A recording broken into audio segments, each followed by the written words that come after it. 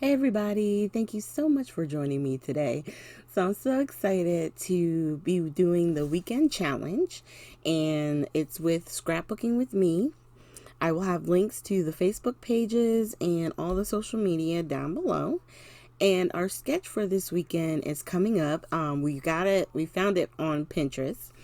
And it's a Kaiser, I believe it's a Kaiser sketch, Kaiser Craft sketch. So we're going to be doing this one here, and I'm changing mine up a little bit. I'm not going to have all the flowers and leaves, but the premise or the shape of the sketch is what we're going to follow. So I've already kind of laid out here what I'm interested in as far as my layout and the shape and where I was going to put stuff. So I took a picture with my cell phone and I put it to the side so I would have something to be able to glance at and kind of figure out exactly where I wanted to put my stuff. So now I'm just going to kind of tear this one page. I think it's the only one I wind up tearing, cutting down to get everything kind of in the right size, and then I'm going to start gluing the layers down to my 12 by 12 paper. Now the collection that I'm using for this particular layout is from my stash, but you can always feel free to go on to scrapbookingwithme.com and look at the different paper collections they have on there. They also have the e-club. There's all different types of kit clubs. I want to say you can get up to them all right there on the website. It's really easy.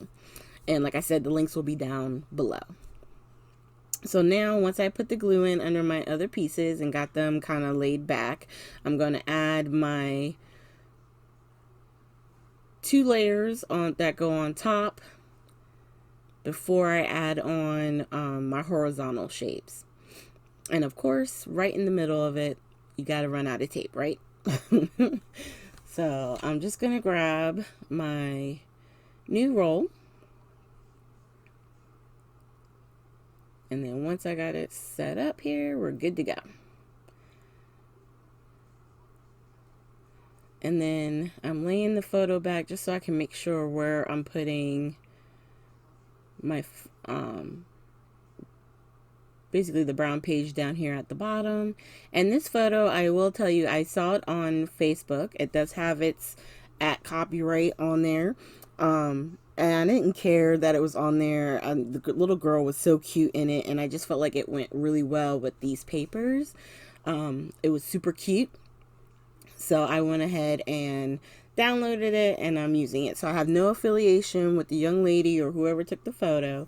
I'm just using it for the purpose of this layout, so I would have something that goes with my pattern papers. Okay, so there she goes. All right, so I'm just trying to figure out exactly where I want to put it. But in the meantime, I have some templates that I want to cut out. I have this, what is it called? A gourd? Is it gourd or gourds? You know, one of them like pumpkin-y things. I'm going to take my scissors that I got from Scrapbooking with Me, the new Tim Holtz ones. And of course, I cut that out a lot faster than I did in real life. And I will tell you, it was probably a better cut out for me than when I used my other scissors, because it always looks so jagged and just not cute at all. But when I use these newer scissors that just came out, they don't have the perforated ends or teeth on the scissors. They came out really smooth. It was really nice. And I sped up the video, so that's why it looked like I cut it out like super fast. But I just take my time and I try to move the paper more than I move the scissors. I'm still learning. It does take practice. So just bear with me here. All right. And we're just going to keep going around. And the key with anything that you're fussy cutting out is to make sure that you definitely distress the edges because it does help. It stops it from looking so disjointed if you do stop or start in weird spots. I'm using the Vintage Photo Distress ink, but you can use whichever one you want. I have a friend, Beatrice, she likes to use Hickory Smoke a lot. I tend to bounce around because sometimes I like to use Black Soot too. And so once we get the edges covered, then we're going to go ahead and cut out the second one that we traced, and we'll do the same thing.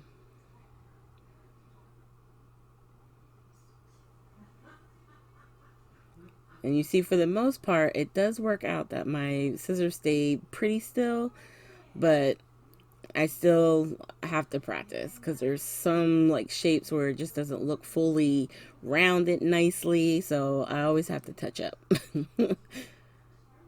And I'm just inking, and then we're gonna make a little cluster, and I decided to put a little bit of the Vintage Photo over the entire thing. And then for the gourd, taking the ink and darkening up the stem of it, so that way I don't have to put a different pattern paper. I just really covered it with the ink itself.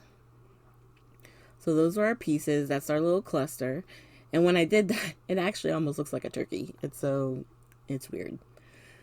But for my photo, I have some fun foam, and I'm gonna just grab this orange one because it has orange tones, and then that way if you see it from the side, it won't stand out or be weird. Like, I don't want to do anything purple or something crazy, and then from the sides you can see the weird colors. I figured if it was orange, it would kind of blend in with the colors that we have on the pages. So I'm taking my other Tim Holtz scissors, the snips, and I'm using it to help take off the backing on the double-sided tape. And then I'm putting down some art glitter glue and attaching it to the back. And then that way the adhesive side, I'll be able to peel off the back and attach it once I'm ready. And then I'm just laying down some of the buttons that came with this paper collection that I got. That's in my stash. And then I decided, okay, let me go ahead and start putting my leaves together and create my little, cluster. And I was thinking I would use some fun foam on the back of this, and you're going to see that it's going to go through some different changes because I'm trying to put it on the left-hand side, and I believe I finish with it on the right-hand side because I decided that I didn't like it over there really. So I do wind up moving it and moving some of the thinner pieces and putting them in spots for the fun foam. And then I really couldn't figure out exactly where I wanted to put those, but I knew I got to clean up the foam and figure it out. And then I finally, like I said, I give up there, and I'm just like, okay, so maybe I like it better on the other side.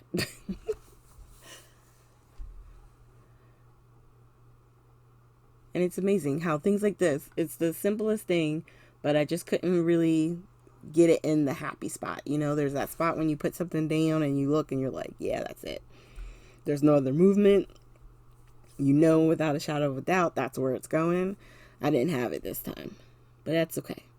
So we're going to attach the top piece, and then we'll get all these connected.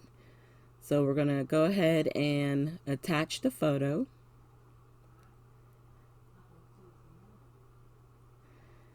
And I just wanted to make sure I had it in the right spot. I think I wind up making it crooked. But it's weird because it's like, now that I'm watching the playback, when I was sitting here doing it, and initially it looked like it was crooked the other way, and when I moved it, it looks like it made it crooked. I don't know. It's crazy, I tell you, it's crazy. Okay, so to attach the buttons, I'm grabbing some of the Fabric Tech, and mine is, I don't know, it's like halfway, and I haven't used it in a while, so it took a lot to get it to come down. But once it starts flowing, it's a piece of cake, and you just squeeze a little bit on there, and the best part is it's clear, and so it'll dry clear, and then it'll be done. And it'll attach to the photo as well. So I knew I wanted to title this Sweetie Pie because I thought it was really cute, you know, like pumpkin pie. So I'm using these thickers. I have a lot of thickers in my stash, but I will say that this set is probably one that I've used the most, and it's the a set where it has the blue, the navy blue, and then I think on the back side they have the same letters in the white. It's just like the perfect size, and it stands out enough that can be my title. And then I'm going to grab some of the Tim Holtz Small Talk, and I forget which one this bigger one is. I think it's a Small Talk sticker. Yep, and the Big Chat. I just found this one at one of the local stores. And so you're going to see me flipping through those. I think I put Beautiful up at the top, and then I wind up putting Sunshine on the right side. Because there's a lot of options, so it takes a little bit to figure it out. And then I grab the Small Talk ones. And with the Small Talk ones, I just grab a couple of different things. So I had, and so the adventure begins, which I put right below the photo. I'm trying to see here so I can tell you in the order that I'm putting them down. Okay, so that one is, it's the little things that make life big. I just thought that was so perfect for the photo. And up on the top left, where the burlap is, I'm going to add in cultivate kindness, collect beautiful moments, and remember to play.